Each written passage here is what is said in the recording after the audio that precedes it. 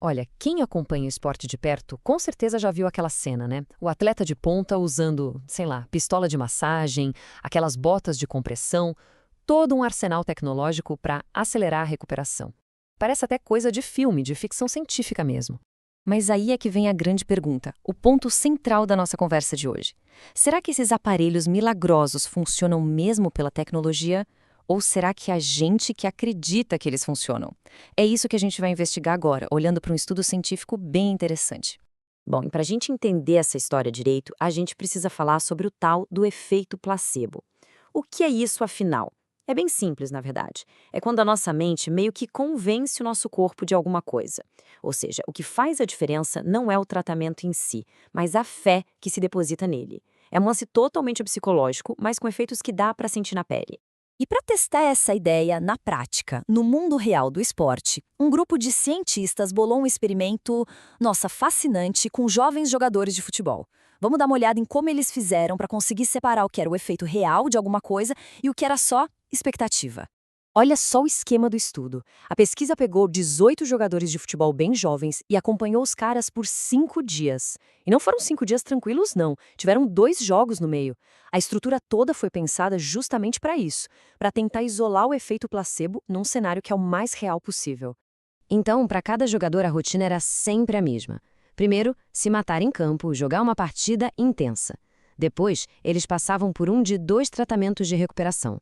E, por fim, vinha uma bateria de testes para medir tudo, o que o corpo aguentava fazer e também como a mente estava se sentindo. E aqui está o pulo do gato do experimento. Presta atenção. Num dia, o jogador usava o tal do tratamento placebo. Era um aparelho que parecia super moderno, tecnológico, mas que, na real, não fazia absolutamente nada. Era de mentirinha. No outro dia, esse mesmo jogador passava pelo grupo de controle, que era simplesmente ficar sentado descansando. O genial é que todo mundo passou pelas duas situações. Isso deixa a comparação muito, mas muito mais justa. Ok, então, com o experimento todo montado, a primeira pergunta é a mais óbvia de todas, né? O corpo dos atletas, ele melhorou de verdade com placebo? Vamos direto para os números, para os dados de desempenho físico. Então, o que a gente está vendo nesses gráficos são os resultados de performance física, tipo altura do salto, velocidade na corrida, e o que chama atenção logo de cara. As linhas do grupo placebo e do grupo controle, elas estão praticamente uma em cima da outra. O que isso quer dizer na prática? Que olhando friamente para os números, não tem diferença nenhuma no desempenho físico deles. Ou seja, o veredito aqui é bem claro.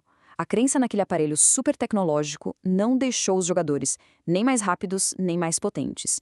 Do ponto de vista físico, objetivo, o corpo não reagiu de jeito diferente.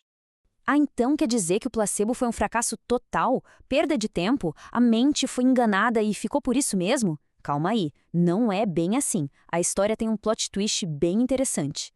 Vamos mudar o foco agora. A gente já viu que o corpo não mudou, mas e a percepção dos atletas? Como eles sentiram a recuperação? É aqui que a coisa fica boa de verdade. Esse gráfico aqui é revelador. Ele mostra como os próprios jogadores avaliaram o nível de cansaço deles. E olha só a grande descoberta. O pessoal do grupo placebo disse que se sentia bem menos cansado depois da sessão de recuperação. Pensa bem, o desempenho físico era idêntico, mas a sensação de estar recuperado, essa era muito, muito melhor para eles. E os próprios pesquisadores batem nessa tecla na conclusão do estudo. A citação deles resume tudo de forma perfeita. As melhoras que a gente sente na recuperação, a parte subjetiva, podem acontecer por causa do placebo, mesmo que não tenha nenhuma mudança real no corpo, na fisiologia. Uma coisa não depende da outra.